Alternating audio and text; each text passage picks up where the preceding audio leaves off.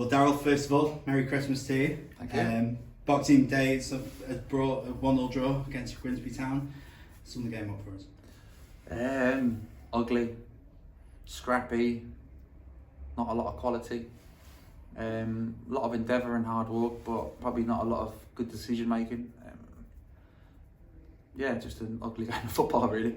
The first half in particular was kind of like devoid of chances for both teams, really, wasn't it? Probably most of the game, really. There was a couple of block shots and stuff like that, but I think there was a real distinct, probably lack of quality in the game today.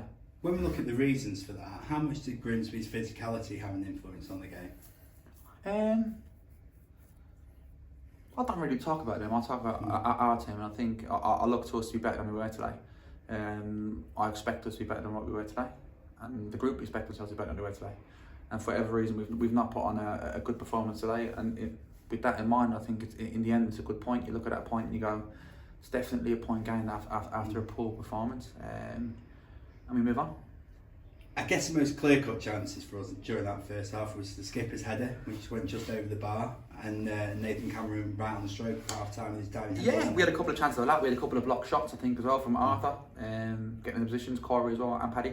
And we had a few of them second half as well, but we just lacked that kind of killer instinct, maybe one touch too many in front of the goal. And it might be a little bit as well the pitch, that you've got to settle the ball down before you shoot, etc. But I think, like I said, in the main, it wasn't great quality. There's a few scary moments as well, wasn't there? Yeah, Arm didn't have loads to do in that first half. Didn't have loads to do. I thought it was, like I said, it was a bitty game for both teams. I'm sure they'll say the same. In terms of the second half, you introduced Joe Ironside. We'll take a look at his impact in a minute, but I guess the reason to bring him on showed that you were going for the 3 points. Yeah, and we had this conversation probably every week. We like to go and try and win games. We like to play in the front foot. I think we lacked a little bit of physicality and someone to hold the ball up for us up to the back of the pitch. And Joe gives you that in an abundance, and it was a great start for him.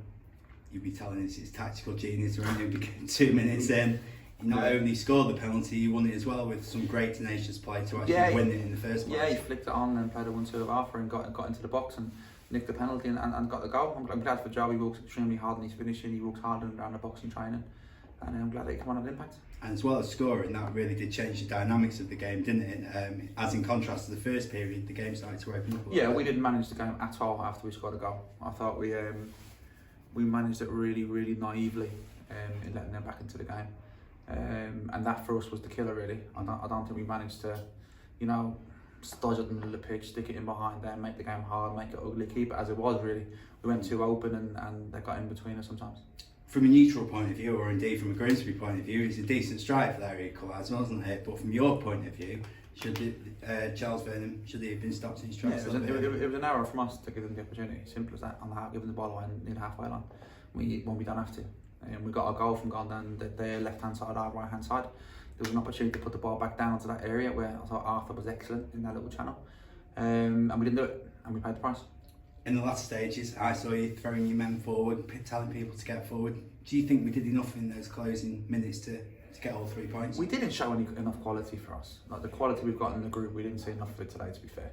We've got a lot of good attacking players on the pitch at the end, but we didn't manage to really carve out a good opportunity. It was going to be one of them days where it was going to be a set piece or some ugly happening to get you a goal, and it didn't really fall for us, to be honest.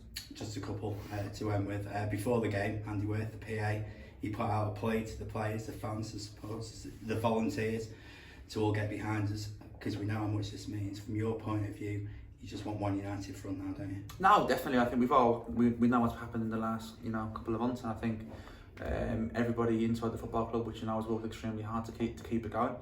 And I think the lads and myself and the staff will keep working hard and keep working hard for the football club.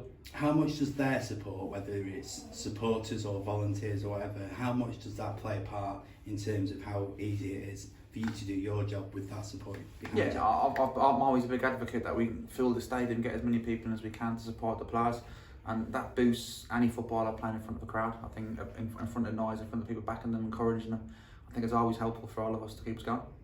And moving on, don't come any easier, do they? Forest Green away. Your initial thoughts ahead of that game? They drew today with Stevenage. I think they'll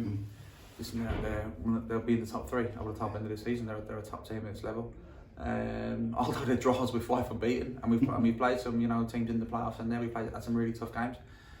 We know, everyone knows we're hard to beat. We work hard, we're organised, we're diligent in our work, and we've got to have a game plan and try and perform.